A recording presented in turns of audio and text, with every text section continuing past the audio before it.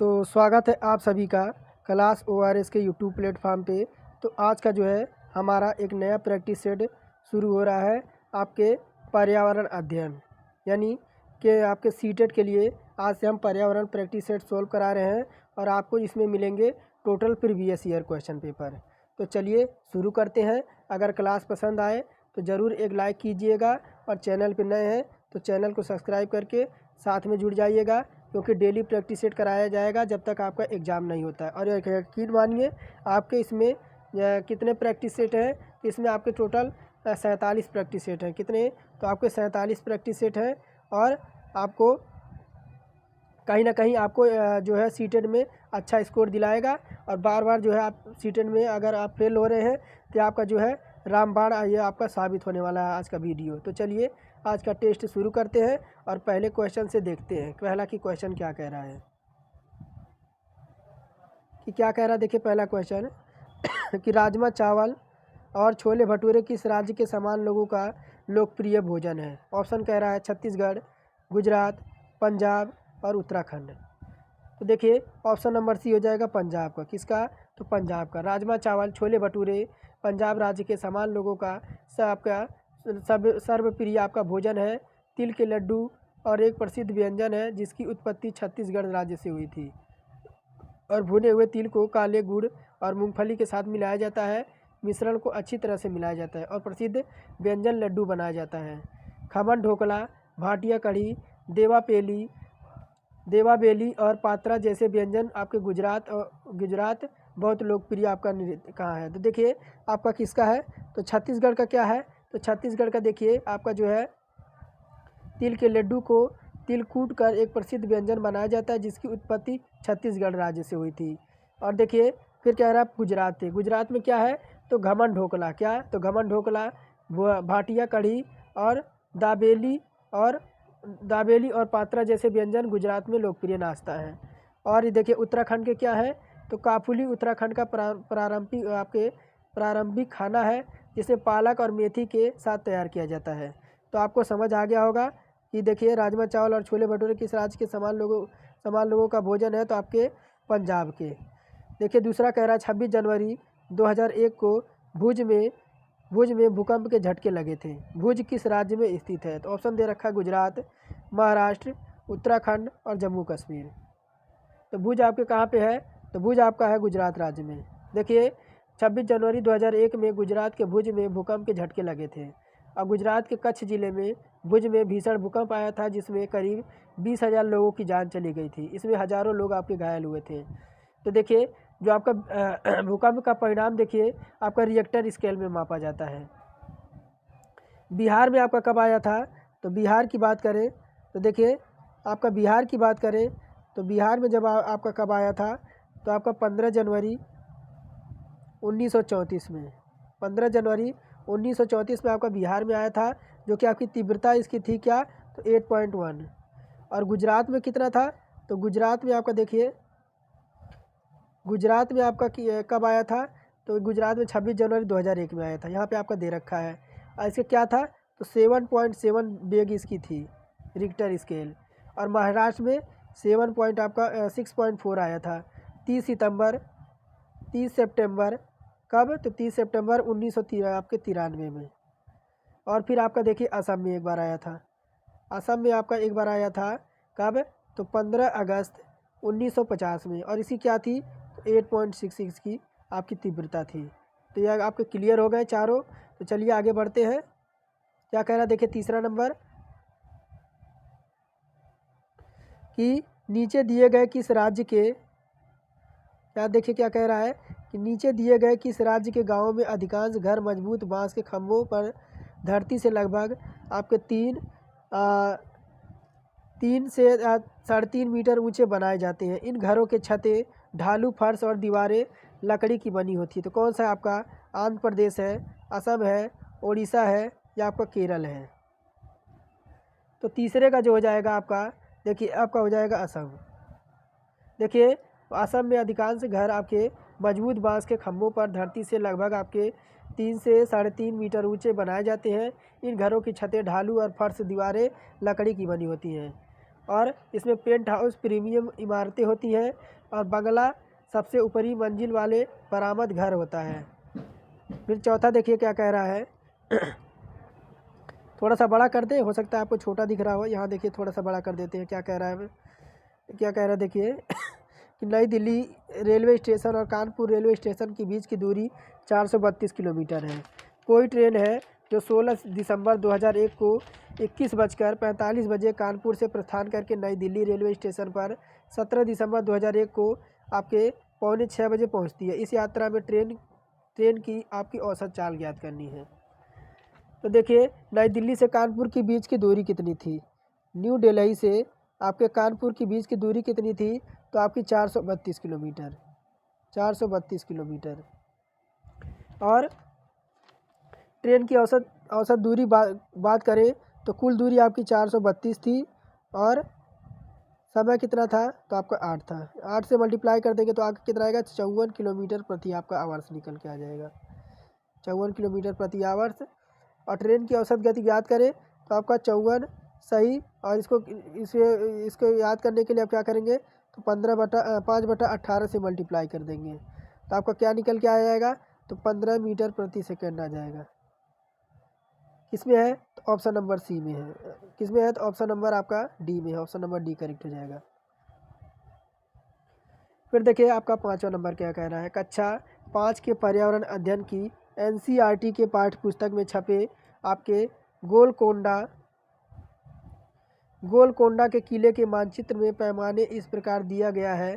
पैमाना 1 सेंटीमीटर बराबर 110 मीटर।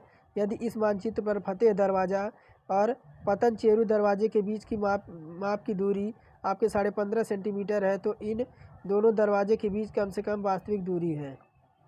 तो देखिए 1 सेंटीमीटर बराबर आपका क्या दे रखा है, 1 सेंटीमीटर। तो 1 सेंटीमीटर बराबर 110 आपका मीटर दे रखा है, 110 मीटर दे रखा है। और 15.5 मीटर बराबर आपका क्या दे रखा है, 15.5 सेंटीमीटर बराबर आपका क्या है, तो आपका 15.5 पे 110 का मीटर का मल्टीप्लाई करा देंगे तो क्या आ जाएगा आपका 1705 आपका आ जाएगा मीटर, 1705 मीटर आ जाएगा। और 1000 मीटर बराबर आपका कितना होता है, 1000 मीटर बराबर आपका होता है 1 किलोमीटर। कितना, तो आपका 1 किलोमीटर होता है। तो देखिए 1 मीटर बराबर निकालेंगे तो आपका 1/1000 आपका क्या आ जाएगा, तो किलोमीटर आ जाएगा। और कितना आया आपका, आया 1705 आया है, 1705 आपका आ गया। तो इसे क्या करेंगे, 1/1000 बराबर गुणा कर देंगे किससे, तो 1705 से। आपका क्या आ जाएगा, 1.70 किलोमीटर। किस में है ये ऑप्शन, तो आपका ये ऑप्शन जो है ऑप्शन नंबर सी में है। ये समझ आ गया होगा, नहीं समझ आया है तो वीडियो को रिपीट करके दोबारा देखिएगा, आपको समझ आ जाएगा। फिर देखिए क्या कह रहा है 6वां नंबर, मुक्तापुर। क्या दे रखा है, मुक्तापुर पोचमपल्ली जिले के एक गांव है। इस जिले के ज़्यादातर परिवार बुनकर हैं और उनके द्वारा बुने गए कपड़ों की पोचमपल्ली कहते हैं। यह जिला किस राज्य का भाग है। ऑप्शन दे रखा है कर्नाटक, आंध्र प्रदेश, तेलंगाना, तमिलनाडु। तो देखिए 6वें का जो हो जाएगा ऑप्शन नंबर सी, कहाँ पे, तो तेलंगाना। देखिए आपके मुक्तापुर पोचमपल्ली जिला एक गांव है। इस जिले के ज़्यादातर परिवार बुनकर हैं, उनके द्वारा बुने गए कपड़ों को आपके पोचमपल्ली कहते हैं। यह तेलंगाना राज्य का भाग है। कर्नाटक का लोक नृत्य मुख्य रूप से आपका यक्षगान और गुल्लू कनिगा है। आंध्र प्रदेश का लोक नृत्य क्या है, तो कचपुड़ी है। अब भारतनाट्यम एक प्रकार का नृत्य है। इसे भारत का शास्त्रीय नृत्य सबसे अहम माना जाता है। इस नृत्य का जन्म आपके तमिलनाडु में हुआ था। ये देखिए मैं आपको एक क्वेश्चन से आपको 4 क्वेश्चन सॉल्व करा रहा हूँ। एक क्वेश्चन से जो है आपके मैं 4 क्वेश्चन आपके चारों विकल्प बता रहा हूँ। क्या दे रखा है 7वां नंबर, कि नीचे दिए गए किस शहर में केवल एक प्रकार के खजूरी वृक्ष दिखाई देते हैं। तो ऑप्शन है कंदाहार, कराची, बर्लिन या अबू धाबी। तो 7वां का जो हो जाएगा आपका अबू धाबी। देखिए आपका अबू धाबी एक प्रकार का खजूर वृक्ष दिखाई देता है। भारत में खजूर की खेती राजस्थान और गुजरात में होती है। अबू धाबी के लोग अरबी भाषा बोलते हैं। खजूर इस क्षेत्र का सबसे आम फल है क्योंकि रेगिस्तान में बहुत कम आपके वृक्ष दिखाई देते हैं और ये एक ऐसा पौधा है जो रेगिस्तान में उग सकता है। फिर देखिए 8वां कह रहा है कि भोपाल गांधीनगर के ठीक पूर्व में है। बेंगलुरु भोपाल के ठीक दक्षिण में है। बेंगलुरु के सापेक्ष आपकी गांधीनगर की दिशा में है। तो देखिए आपका ये आपका कहाँ पे है, तो बेंगलुरु है। क्या है, तो बेंगलुरु है। ये आपका बेंगलुरु हो गया, ये बेंगलुरु हो गया। और इसके क्या कह रहा है, बेंगलुरु भोपाल के ठीक दक्षिण में है।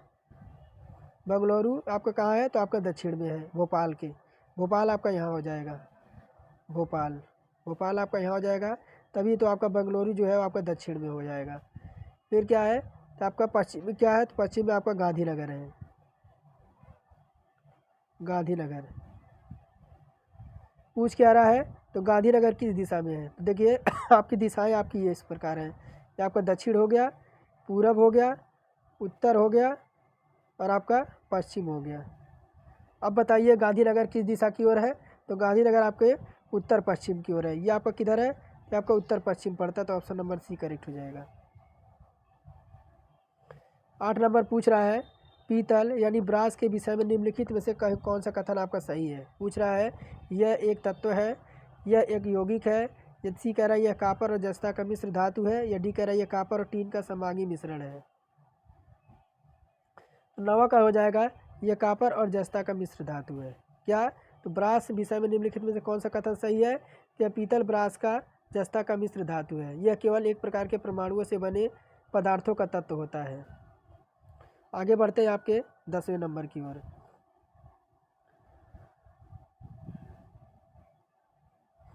देखिए क्या कह रहा है कि हमारे देश में एक ऐसा राज्य है जहाँ के लोग नारियल और टेपिओका को अपने घर के आंगन में उगाते हैं। इन दोनों का उपयोग करके अपना स्वादिष्ट भोजन तैयार करते हैं। यह कौन सा राज्य है, तो ऑप्शन है आपका कर्नाटक, केरल, तमिलनाडु या तेलंगाना। तो 10वां का जो हो जाएगा आपका केरल हो जाएगा। देखिए हमारे देश में ऐसा राज्य है जहाँ के लोग नारियल और टेपिओका अपने घर में आंगन में उगाते हैं, तो इन दोनों का उपयोग करके स्वादिष्ट भोजन तैयार करते हैं और ऑप्शन नंबर बी केरला हो जाएगा।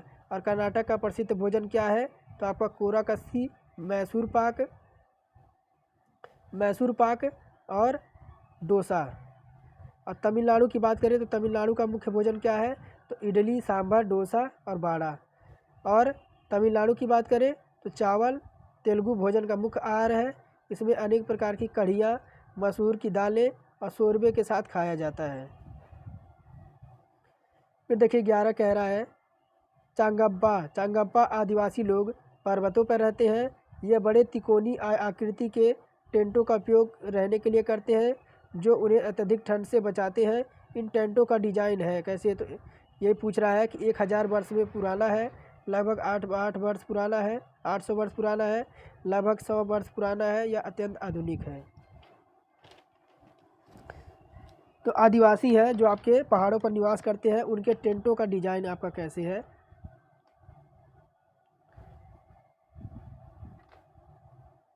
तो 11 का जो हो जाएगा ऑप्शन आपका देखिए,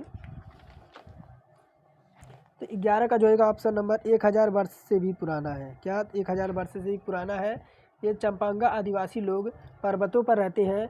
यह बड़े तिकोनी आकृति के टेंटों का उपयोग करते हैं और उन्हें अत्यधिक ठंड से वह बचाती है। इन टेंटों की डिजाइन 1000 वर्ष से भी आपकी पुरानी होती है। चांपांगा आदिवासी समुदाय मुख्य रूप से जम्मू और कश्मीर के विभिन्न हिस्सों में आपके बसे हुए हैं और यह पूरे भारतीय उपमहाद्वीप में अनुसूचित जनजातियों में से एक है। जम्मू कश्मीर राज्य में इस चांगप्पा आदिवासी समुदाय के प्रमुख जनसंख्या लद्दाख पर्वतमाला में आपके चांगदांग पठार जैसे कई स्थानों पर पाई जाती है।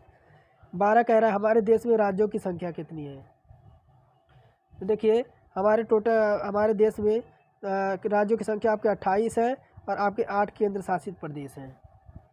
8 केंद्र शासित प्रदेश हैं। क्षेत्रफल की दृष्टि से भारत सबसे बड़ा राज्य आपका राजस्थान है और भारत में सबसे अधिक जनसंख्या वाला देश आपका अपना उत्तर प्रदेश है और भारत का सबसे साक्षर राज्य आपका केरल है। चंडीगढ़ पंजाब हरियाणा की राजधानी है। चंडीगढ़ क्या है, तो चंडीगढ़ आपकी पंजाब और हरियाणा की आपकी राजधानी है। फिर आगे बढ़ते हैं। देखिए फास्ट रिवीजन करेंगे, थोड़े ही समय में हम 30 का 30 टारगेट रखेंगे। कह रहा नीचे दिए गए 3 राज्यों में से एक को चुनिए जिसके सभी राज्यों के समुद्री तट बंगाल की खाड़ी पर स्थित है। तो 13 का आपका हो जाएगा ओडिशा, आंध्र प्रदेश और तमिलनाडु। देखिए समुद्र तट बंगाल की खाड़ी पर 3 राज्य, एक का समूह ओडिशा, आंध्र प्रदेश और तमिलनाडु है। बंगाल की खाड़ी में निम्न नदियाँ जाकर मिलती हैं। इनके नाम देखिए कृष्णा, कावेरी, स्वर्णरेखा, ब्रह्मपुत्र, वैतरणी, गोदावरी, गंगा और ब्रह्मपुत्र नदी है। बंगाल की खाड़ी विश्व की सबसे बड़ी खाड़ी है। हिंद महासागर का पूर्वोत्तर भाग है। यह मोटे रूप में त्रिभुजाकार खड़ी आपके पश्चिम और अधिकांश भाग आपके श्रीलंका में, बांग्लादेश और पूर्वी ओर से आपके बर्मा तथा अंडमान निकोबार द्वीप समूह से घिरी हुई हैं। ये देखिए 14 नंबर कह रहा है चिरवा। चिरवा कहाँ का लोक नृत्य है? ऑप्शन है उड़ीसा, असम, छत्तीसगढ़, मिजोरम। चिरवा कहाँ का लोक नृत्य है? तो चिरवा जो आपका है कहाँ पे? तो मिजोरम का। ऑप्शन नंबर डी करेक्ट हो जाएगा। उड़ीसा के और नृत्य हैं देखिए, उड़ीसा के आपके बात करें, उड़ीसा के तो आपके नचनी, झोलई, सजाना।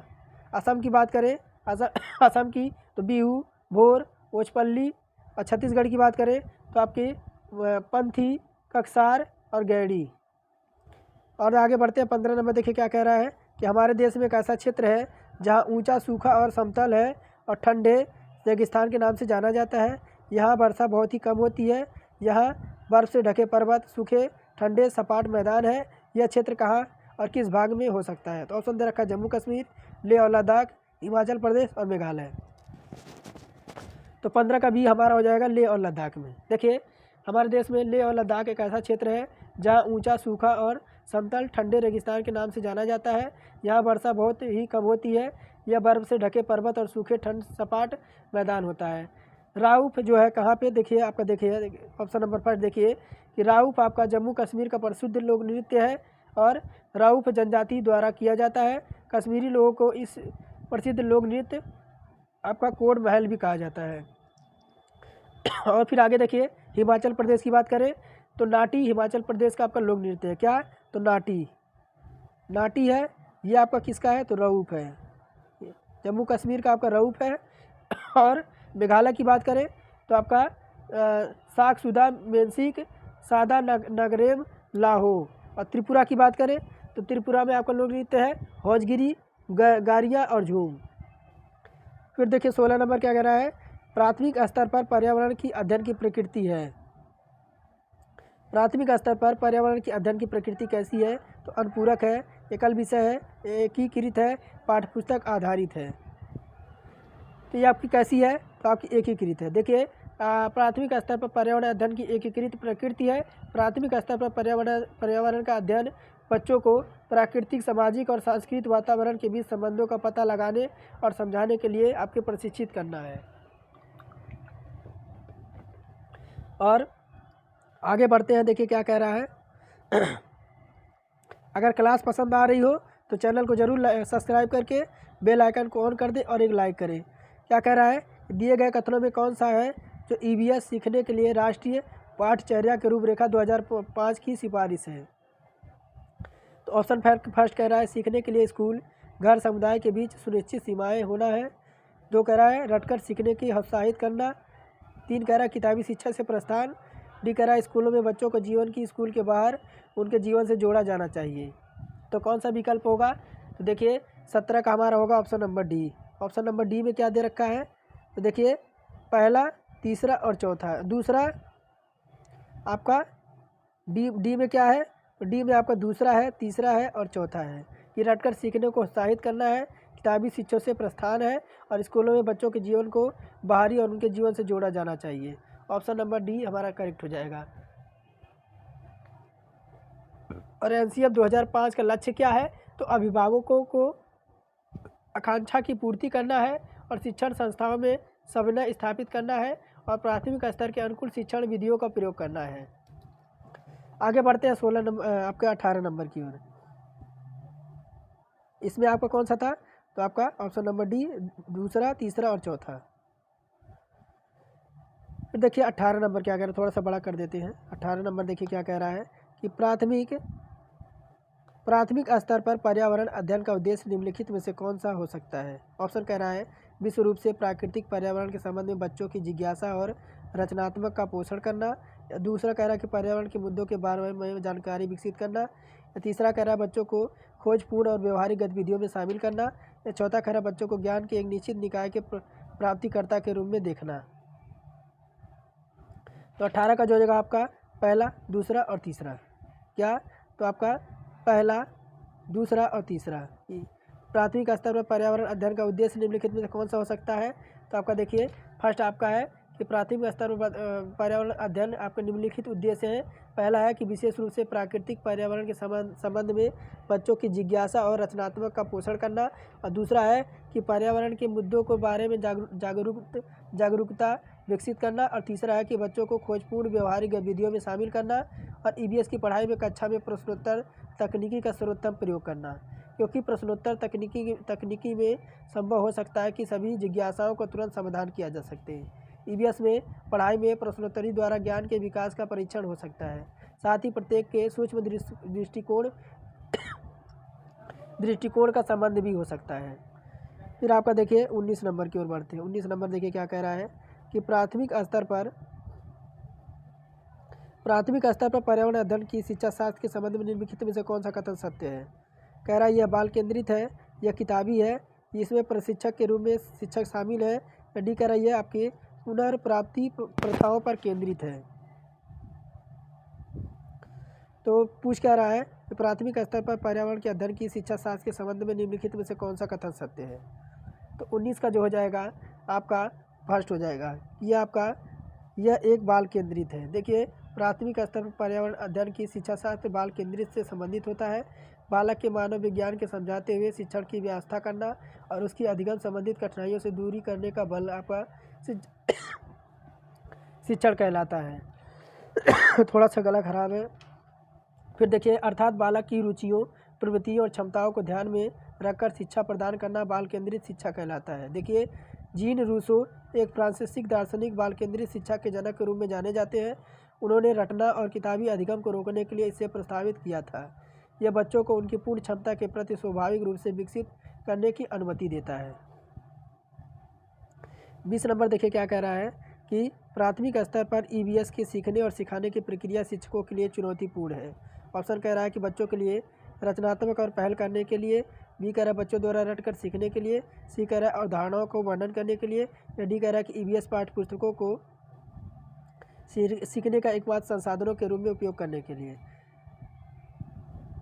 तो 20 पूछ रहा है प्राथमिक स्तर पर ईवीएस को सीखने और सिखाने की प्रक्रिया शिक्षक के लिए चुनौतीपूर्ण कैसे है? तो कैसे है? तो ऑप्शन नंबर फर्स्ट हो जाएगी बच्चों के लिए रचनात्मक और पहल करने के लिए। देखिए कि प्राथमिक स्तर पर ईवीएस को सीखने और सिखाने की प्रक्रिया बच्चों के लिए रचनात्मक और पहल करने के लिए शिक्षकों के लिए चुनौतीपूर्ण है। रचनात्मक शिक्षण एक ऐसी रणनीति है जिसमें विद्यार्थी को पूर्व ज्ञान, आस्था और कौशल का इस्तेमाल किया जाता है, और रचनात्मक रणनीति के माध्यम से विद्यार्थी अपने पूर्व ज्ञान और सूचना के आधार पर नई किस्म का समझ विकसित करता है। 21 देखिए क्या कह रहा है, निम्नलिखित में से ईवीएस को सीखने की अधिकतम सुविधा प्रदान कर सकता है। तो कौन है? संदर्भ पुस्तकें, कहानियाँ और आख्यान, पाठ्य पुस्तक, परीक्षा या विवरण। निम्नलिखित में से ईवीएस सीखने का अधिकतम सुविधा प्रदान कर सकता है। तो आपका 21 में कौन सा ऑप्शन हो जाएगा? तो आपका कहानियाँ और आख्यान। देखिए ईवीएस के सीखने की अधिकतम सुविधाएं कहानियाँ और आपके आख्यान प्रदान कर सकते हैं। ईवीएस सीखने में कहानियों को निम्नलिखित आपके उद्देश्य हो सकते हैं, जैसे आपको देखिए विषय वस्तु एवं कक्षा के वातावरण को अच्छा बनाने में प्रयोग करते हैं, विद्यार्थियों को उनकी उपलब्धियों को बढ़ाने के सीखने के लिए संबंध को महत्व समझाना है। 22 देखिए क्या कह रहा है, निम्नलिखित में से प्राथमिक स्तर पर पर्यावरण अध्ययन का पाठ्य पुस्तक का विषय है। तो आपका परिवार और दोस्त, परिवहन का साधन, जल संरक्षण या हमारा स्वभाव। तो निम्नलिखित में से कौन सा प्राथमिक स्तर पर पर्यावरण अध्ययन का पाठ्यपुस्तक का विषय है? तो आपका है कौन सा? तो परिवार और हमारा दोस्त। देखिए प्राथमिक स्तर पर पर्यावरण अध्ययन पाठ्यक्रम का विषय हमारा परिवार और दोस्त है, और अपने आसपास के पर्यावरण का ज्ञान प्राप्त करना है और अपने चारों ओर विस्तृत पर्यावरण का ज्ञान प्राप्त करना है, और बढ़ती हुई जनसंख्या और उसके दुष्परिणामों और उसके अवबोध को समझकर जैविक और अजैविक घटकों को अवबोध करके। ऑप्शन नंबर हमारा 22 का फर्स्ट करेक्ट हो जाएगा, ए नंबर। 23 देखिए क्या कह रहा है, ईवीएस सीखने में क्रियाकलापों को करके सीखने का अनुभव प्रदान करने के लिए आयोजित किया जाता है। ऑप्शन फर्स्ट कह रहा है कि साइकोमीटर कौशल विकसित करने के लिए, या दूसरा कह रहा है जोड़ तोड़ कौशल विकसित करने के लिए,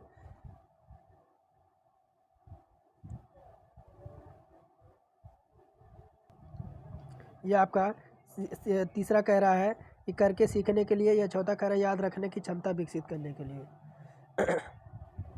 तो ईवीएस सीखने में आपके क्रियाकलापों को करके सीखने का अनुभव प्रदान करने के लिए आयोजित किया जाता है। तो 23 का हो जाएगा आपका साइकोमीटर कौशल विकसित करके। देखिए ईवीएस सीखने में क्रियाकलापों को करके सीखने का अनुभव प्रदान करने के लिए आयोजित किया जाता है। साइकोमीटर कौशल विकसित करने के लिए, जोड़ तोड़ कौशल विकसित करने के लिए और करके सीखने के लिए। पर्यावरण की ओर से संस्कारों का विशेष ध्यान आकर्षित उच्चतम एवं उच्चतम द्वारा किया जाता है। तो आपका कौन सा हो जाएगा? देखिए आपका ऑप्शन विकल्प ए हो जाएगा, पहला, दूसरा और तीसरा आपके सही हो जाएंगे। और देखिए 24 नंबर कह रहा है कि बच्चों को ईवीएस की सार्थक सीख दी जा सकती है यदि गतिविधियाँ आयोजित की जाए, यदि दूसरा कह रहा है गतिविधियों के बाद चर्चा आयोजित की जाए, या तीसरा कह रहा है शिक्षकों द्वारा बच्चों के स्थानिक संदर्भों के अनुसार गतिविधियाँ संचालित की जाए, और चौथा कह रहा है बच्चों द्वारा डिजाइन किए गए समूहों के कार्यों को शिक्षक द्वारा बढ़ावा दिया जाए।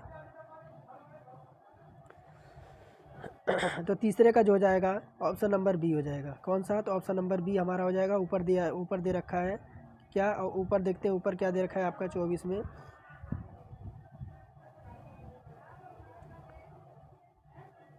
ऑप्शन नंबर बी हो जाएगा, यानी आपका जो ऑप्शन हो जाएगा वह क्या होगा? तो आपका ऑप्शन नंबर दूसरा, तीसरा, चौथा सही हो जाएगा। ईवीएस के लिए निम्नलिखित सार्थक सीख दी जा सकती है। गतिविधियों के बाद चर्चा आयोजित की जाती है और शिक्षकों द्वारा बच्चों के स्थानिक संदर्भों के अनुसार गतिविधियाँ संचालित की जाती हैं। और देखिए 25 नंबर कह रहा है कि पौधे विषय के मुद्दे बच्चों के लिए सार्थक हो सकते हैं यदि बच्चों को थीम आधारित वर्कशीट दी जाए, या क्षेत्र भ्रमण मुद्दों के इर्द गिर्द आयोजित किया जाए, या सी कह रहा है शिक्षकों द्वारा प्रदर्शन की जाती है, या डी कह रहा है आमंत्रित व्याख्यानों के बाद सामूहिक कार्य का आयोजन किया जाता है। तो 25 का जो हो जाएगा, देखिए 25 का ऑप्शन नंबर बी हो जाएगा। क्या? तो क्षेत्र भ्रमण मुद्दों के इर्द गिर्द आयोजित किए जाते हैं। देखिए कि पौधे विषय के मुद्दे और बच्चों के सार्थक हो सकते हैं जब यह क्षेत्र भ्रमण के मुद्दे को इर्द गिर्द आयोजित किए जाते हैं। अपने पर्यावरण में पेड़ों के महत्व के बारे में छात्र छात्राओं को जागरूक करके सबसे अच्छा तरीका पेड़ों और उनके उत्पादकों और सेवाओं का अवलोकन कराना है। पेड़ भोजन, वायु और पक्षियों के घोंसले के लिए स्थान आदि उपलब्ध कराते हैं। इसे बागीचे में जाकर देखा और समझा जा सकता है। पर्यावरण अध्ययन का उद्देश्य बहुआयामी व्यापक है। तो ऑप्शन नंबर हमारा बी करेक्ट हो जाएगा। क्षेत्र भ्रमण मुद्दों के इर्द गिर्द आयोजित किया जाता है। फिर देखिए 26 नंबर कह रहा है कि ईवीएस पाठ्यपुस्तक के अलावा निम्नलिखित में से कौन ईवीएस को सीखने के लिए अधिकतम उपयोगी संस्था हो सकता है? ऑप्शन है समाचार पत्र, सर्वेक्षण, ट्विटर, समुदाय के सदस्य। तो 26 का हो जाएगा ऑप्शन नंबर फर्स्ट, यानी पहला, दूसरा और चौथा। ये आपका नहीं होगा। तो ईवीएस पाठ्यपुस्तकों के अलावा निम्नलिखित में से ईवीएस सीखने के लिए आपके अधिकतम उपयोगी हो सकते हैं आपके समाचार पत्र, सर्वेक्षण और समुदाय के सदस्य। ईवीएस शिक्षा मनुष्य को पर्यावरण के प्रति जागरूक करता है। यह शिक्षा जीवन पर्यंत आपकी चलने वाली प्रक्रिया है। यह शिक्षा ज्ञानात्मक पक्ष की अपेक्षा अभिवृद्धि मूल्यों के कौशल के विकास पर बल देती है। 27 कह रहा है भोजन थीम से संबंधित सामाजिक सांस्कृतिक मुद्दों का प्रभावी ढंग से सीखा जा सकता है। तो आपको कैसे? तो ऑप्शन नंबर फर्स्ट हो जाएगा, पहला, दूसरा और तीसरा। समुदाय के सदस्यों के माध्यम से और क्षेत्र सर्वेक्षण करके और क्षेत्र भ्रमण के माध्यम से। ये आपका गलत हो जाएगा, यदि नारे बच्चों द्वारा तैयार किए जाते हैं। ऑप्शन नंबर हमारा फर्स्ट करेक्ट हो जाएगा। फिर देखिए 28 नंबर क्या कह रहा है कि ईवीएस सीखने के लिए समूह कार्यों का बढ़ावा दिया जा सकता है। सबसे उपयुक्त कारण क्या है? तो 28 का जो हो जाएगा ऑप्शन नंबर फर्स्ट हो जाएगा, पहला, दूसरा और तीसरा। देखिए वह सहपाठी अधिगम को बढ़ावा देते हैं और वह बच्चों के बीच सामाजिक संपर्कों में सुधार कर सकते हैं और वह बच्चों के सहयोगी को बढ़ावा दे सकती है। तो ऑप्शन नंबर फर्स्ट हमारा करेक्ट हो जाएगा। ईवीएस सीखने के लिए सामूहिक कार्यों को बढ़ावा दिया जा सकता है। सबसे उपयुक्त कारण क्या है? तो आपसे फर्स्ट हमारा करेक्ट हो जाएगा, पहला, दूसरा और तीसरा। 29 देखिए क्या कह रहा है कि आकलन में स्व आकलन है। तो सीखने के लिए आकलन, सीखने का आकलन या सीखने के रूप में आकलन या डी कह रहा है सीखने के माध्यम से मूल्यांकन। तो 29 का जो हो जाएगा ऑप्शन नंबर सी, सीखने के रूप में आकलन। और आज का लास्ट क्वेश्चन होगा, थोड़ा सा आज गला खराब है, जल्दी से ख़त्म करेंगे। क्या कह रहा है? शिक्षक की डायरी में दर्ज जानकारी का उपयोग शिक्षक द्वारा किया जाता है। तो शिक्षक की डायरी में आपके दर्ज जानकारी का उपयोग शिक्षक द्वारा किया जाता है। तो ऑप्शन नंबर फर्स्ट हो जाएगा, शिक्षण अधिगम रणनीतियों की समीक्षा और संशोधन के लिए। तो चलिए आज का टेस्ट यही समाप्त करते, थोड़ा सा आज गले में दिक्कत है। बाकी अगर आप चैनल पर नए हैं तो चैनल को सब्सक्राइब करके बेल आइकन को ऑल कर दें, क्योंकि आपको डेली ऐसे प्रैक्टिस सेट मिलेंगे जो कि आपका सीटेट के लिए बेहद इंपॉर्टेंट होंगे।